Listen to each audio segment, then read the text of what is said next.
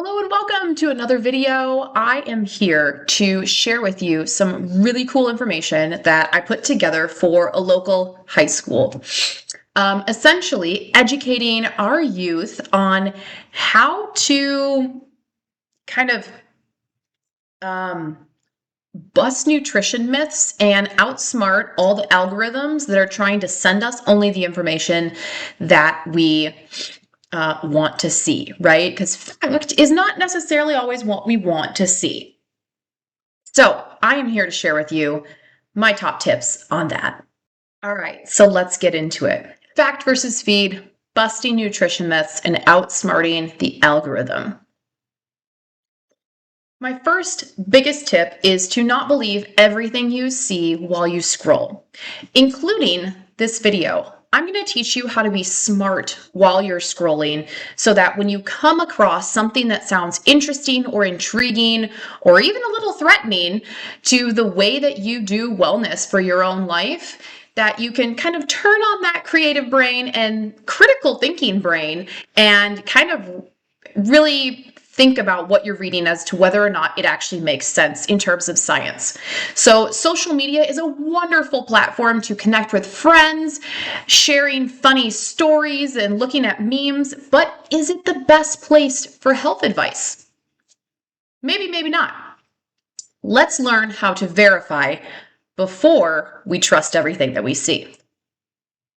Myth number one that I see still, I learned about this 15 years ago in nutrition school, and it's still a big thing that carbs make you gain weight, specifically fat. And the reality is that carbohydrates are your body's preferred fuel source, but it's more about the type of carbohydrate and the quantity that you eat that make the most difference. Every person on this planet is a different size, a different shape, a different height, and we all have different metabolic needs, which is why your nutrition needs to be specific for you. What your activity level looks like, what your metabolism looks like, what you do on a daily basis, all play a big role on how well or not well you digest food. So in a little bit of Nutrition 101 here, you have two main types of carbs. We can get more into details in a whole nother video, but the basic thing to understand is that there are complex carbohydrates and simple carbohydrates. Simple carbohydrates are those that are like pastries and candy, white flour, right? Cakes, cookies, muffins, all those kinds of things, which result in quick spikes of sugar and are overall less filling. Raise your hand if you've ever eaten an entire sleeve of crackers. I've done it, and guess what? I haven't been full at the end of eating it, right? Because they are simple carbohydrates. They don't fill us up. Complex carbohydrates, on the other hand, are your whole grains, your vegetables, even your fruits. And these are slow energy. Because of the fiber and the vitamins that these foods carry, it acts as a buffer in that sugar response in our bloodstream. So it slows the sugar response down and it gives you more nutrients outside of just the carbohydrate, which is what simple carbohydrates really are. I'm not telling you that to ditch all the simple carbohydrates because after all, they are delicious, but be mindful about where the majority of your carbohydrates are coming from. And in order to live a long and healthy life, complex carbohydrates are the way to go most of the time. All right, myth number two, you need special supplements or foods to detox your body. Fun fact, our body is already a detox machine. We have beautiful organs in our body, specifically our liver and our kidneys that work 24/7 to filter out all these scary toxins. No expensive tea is required. Now, there are foods that support these organs. There are teas that help these organs go through the process that they naturally go to. And these things are great because they support your body's natural way of detoxing. So ingesting foods or supplements that are talking about detox, don't waste your time or your money. Go for the things that support kidney and liver health. And you know what those are? Drinking plenty of water, eating fruits and vegetables, and complex carbohydrates. Woo! Nutrition does not have to be complicated in order to be successful.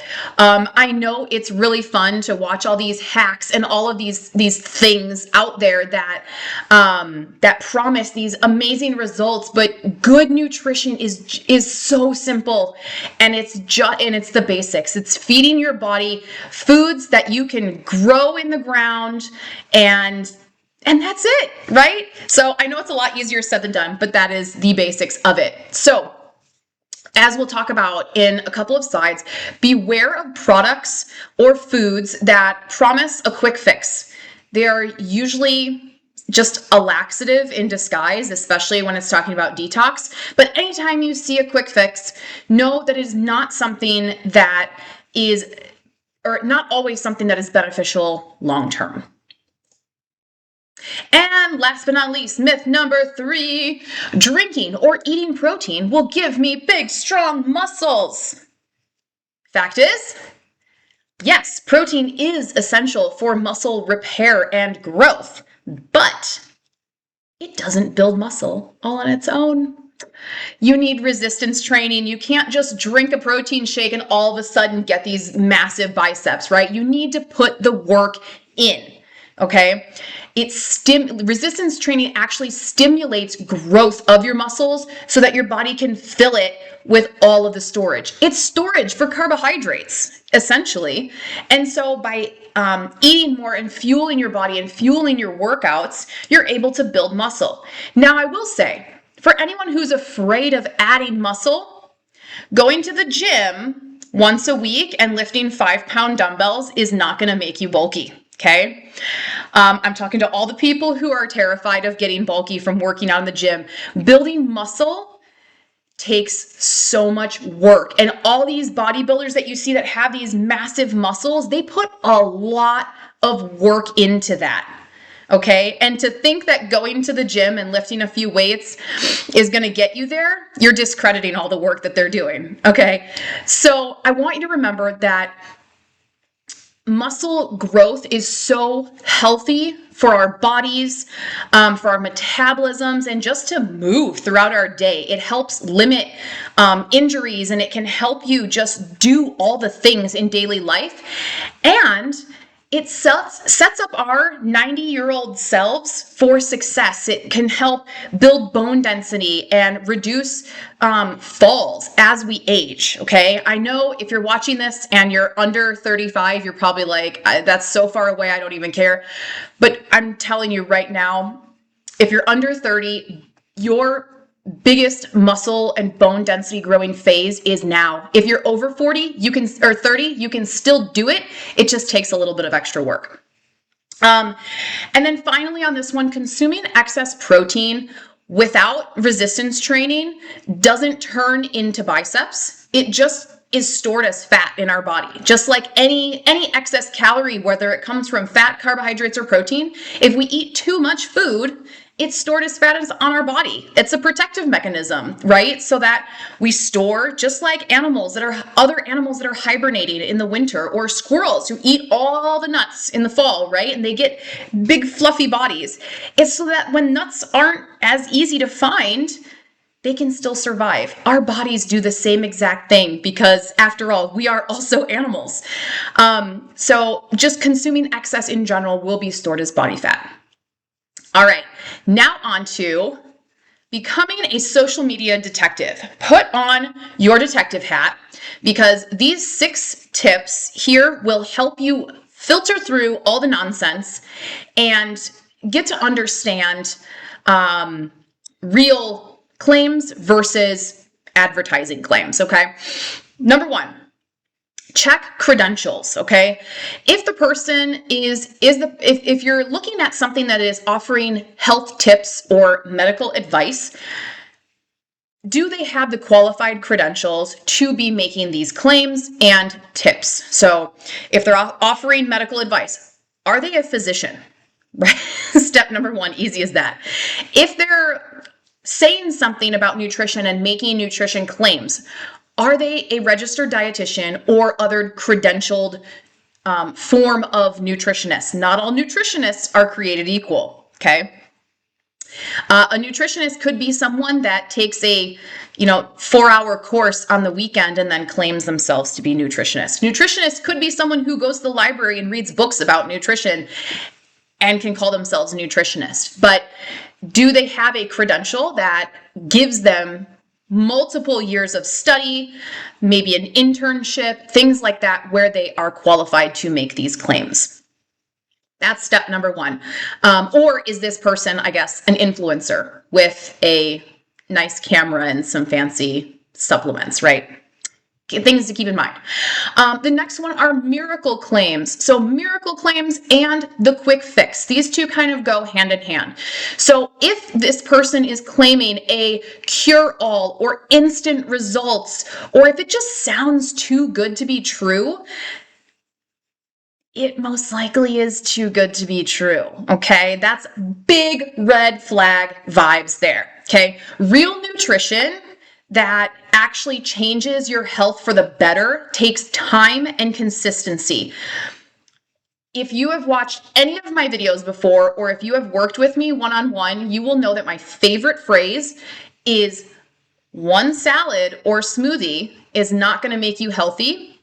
And one slice of pizza or a cheeseburger is not going to make you unhealthy, okay? It takes time. It takes multiple meals that are high in fruits and vegetables and whole grains and beans over a period of months and sometimes even years to actually build up into sustainable lifelong habits, right? So going out to eat and eating some greasy fried food once a week or a couple times a week isn't going to just completely derail all of that, especially if you're consistent the other 5 or 6 days out of the week, right? Our bodies are more resilient than that. Give them some credit. All right. Fear tactics. So this kind of goes along with the miracle claims a little bit. This is a big one on social media, especially TikTok. Are they calling just normal foods like beans, lectins, are they calling normal foods toxic or poison, right? Are they stirring a sense of fear in you? And if they are, wave the red flag, because fear drives clicks and engagement, not health results, okay? So think about what emotion that person is trying to impart on you. And if it's fear or scarcity mindset, wave the red flag and really think about what you're consuming in this moment, because it's most likely they're trying to make some claim into getting you to buy something from them, okay? All right, we already did the quick fix. The demonized food, this kind of goes into that fear tactics one, right? So beware of people telling you to cut out entire food groups, okay? I'm a plant-based dietitian. I help people eat more plant-based foods, but I never tell anyone to stop eating meat and dairy. You know why? Because that is demonizing a food group. And some people, and yes, do I wish the whole world were vegan? Absolutely. But I also understand that culturally, economically, socially, so many other things, it's not realistic. So my job as a dietitian is to meet people where they're at and help them add more plant foods into their life. If they want to go vegan, I can help them do that. If they don't, I can help them build their health by offering more vegan options with some supplements of, meat and dairy if that's what they want. But anybody that tells you that a certain food group or even a certain food is all of a sudden bad for you, unless there's an allergy or a disease in which you cannot consume that food, like celiac and gluten, big red flag, okay? So again, the reason that they're doing this is because they're trying to scare you into buying something. So Big red flag there. And last but not least, the viral shock. Of course, this is big on social media because it gives you the shocking headlines, right? The big, bold statements that are sometimes led with fear. Sometimes they're led with selling a slim, healthy body. Sometimes, which by the way, oh my God, we do not need to be skinny in order to be healthy. Another video for another time. But they're selling you what they think you want to hear so that you will buy their product. So if it's a shocking headline, wave the red flag because you got to dig deeper to understand what they're really trying to get at here. So again, those shocking headlines are designed for clicks, not facts. Okay? Whew. I'm passionate about this topic if you can't tell. All right. Let's get into a little bit of nutrition labels really briefly here. They can be confusing, and so you can use this quick and easy cheat code to scan a nutrition fact label quickly. If it's something that you want to limit, right, in your diet, so added sugars, sodium, saturated fat, all those kinds of things, you want to look for the percent daily value and for it to be on the lower end, okay? Because the lower it is, then you're limiting that thing. If it's something that you want more of, like fiber or vitamins or minerals, things like that, you want to look for a higher percent daily value.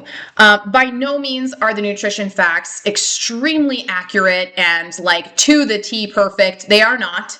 But just as a general guideline, the things you want to limit, look for a lower daily value. The things that you want to add more of in your day, look for a higher percent daily value. All right, and then when looking at recipes, did you find a viral recipe that you're like, I want to try this, I want to make this, it looks great? Take a quick scan of it before you go shopping. Check the serving sizes. How much of the recipe would you realistically eat? Are you going to be eating the whole thing? Think about what it's made of and if you want to be ingesting all of that. Number 2, spot the sugar. If you're going through something, and this is more so for like ingredients list of things, honey, agave, maple syrup, maple sugar, coconut sugar, or anything ending in OSE, O-S-E, are all forms of sugar. And this is the way that companies can hide sugar in their ingredients lists. So keep an eye out for that. And then lastly, adding veggies. If you're making a recipe that includes vegetables or fruit, can you double the amount of fruits or vegetables in that recipe? Not only will this add bulk and kind of stretch your food, your dollar per your dollar per serving. There we go. It will also add extra nutrition without any extra work. Okay, so quick and easy things there. And finally, I want to go through how to take quick looks at articles to really know if it's a good resource. So this first one here, it's from a website called Medical News Today. What I like about this one is that it is written by a registered dietitian, or is medically reviewed. I'm sorry, it was written by a journalist and it was medically reviewed by a dietitian.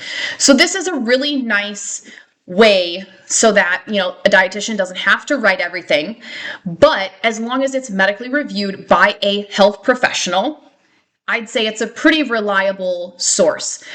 When you see these links like these down here, don't just take them for face value. Click on them, look at the sources, and make sure that it actually makes sense. This is why research takes a long time, okay? Because it's not just, oh, how much sugar is in your food and drink? Oh, probably a lot. Done, right? You could just read this first paragraph and be done. Like, no, that's not how it is. You can read the entire article and then you have to go in and dig deeper to understand what sources are they citing. Are they actually citing the correct sources, and are those sources reliable? All right, next one. This one was cut out of, what where it came from. But the interesting part here is that it says in here, Oh, it's from Johns Hopkins. So this one I'm essentially pulled up because I want you to read through things, right? Not just do a quick scan and all saying, oh, there's sugar hiding in all the foods that we eat. Okay, but is there really? Let's dig deeper. Okay, so this one goes into, there was an interview with a dietitian at Johns Hopkins Hospital, which is what this article is all about. So again, just from this quick look, I would say it's a fairly reliable resource. But again, they list their resources. They link back to resources. This is a good one, right? Still dig deeper. Just because it's written by a dietitian from a well-known hospital doesn't mean that we just get to glance over it and call it a day, right? We have to dig deeper. And finally, the essence of digging deeper. So this one was really cool, and I'm really proud of this one. So let me nerd out for a moment. You'll see that the first source here was from sugar.org. Before finding this, I had no idea that there was a website called sugar.org, and it is literally the Sugar Association. There is a association dedicated to sugar. Now, I want you to think for a moment. Do you think the Sugar Association is wanting you to eat more or less sugar?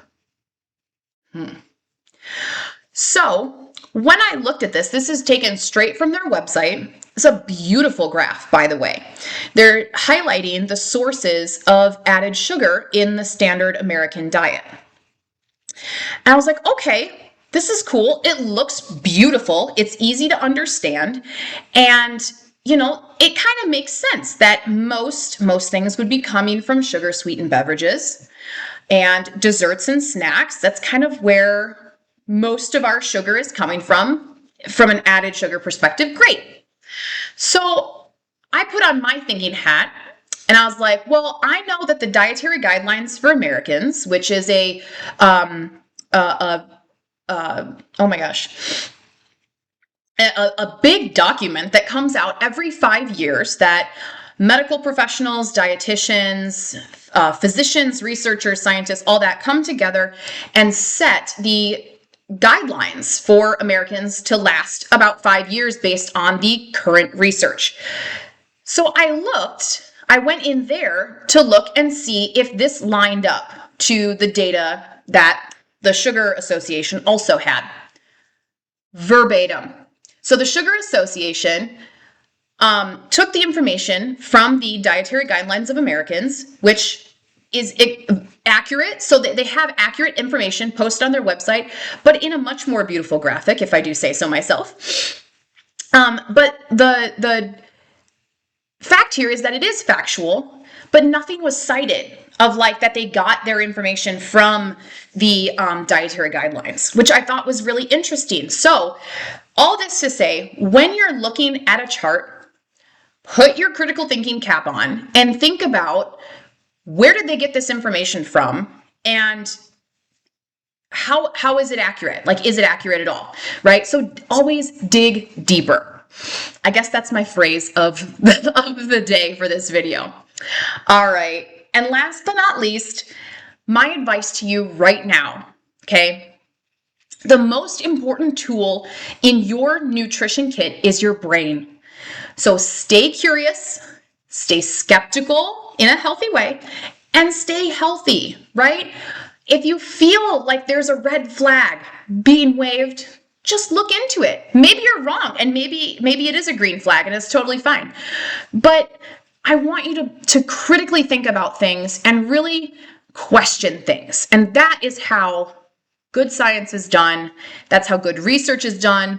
And that is how we make the best decisions for ourselves, is if they resonate with us and they feel right for us.